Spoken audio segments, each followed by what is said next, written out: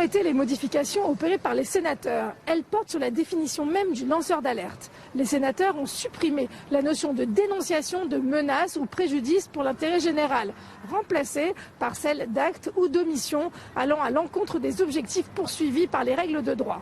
Cela a l'air très technique, voire anodin, mais en réalité, cela sape complètement les principes d'éthique du lanceur d'alerte.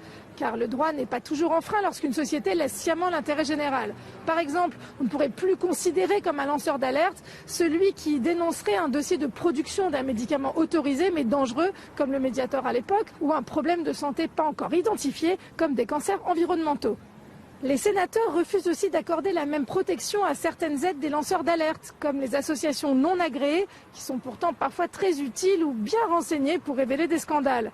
Les sénateurs ont aussi sévi en souhaitant que le lanceur d'alerte révèle ses informations en premier à sa direction avant d'en référer au public, alors que c'est bien sûr le plus souvent impossible.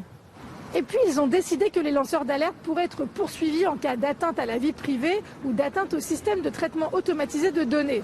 Tout cela bien considéré revient à dire que, par exemple, Antoine Deltour, le comptable qui avait permis les révélations du scandale d'évasion fiscale des LuxLeaks, et Irène Frachon, qui avait dénoncé les effets du Mediator, n'auraient pas pu bénéficier du statut de lanceur d'alerte.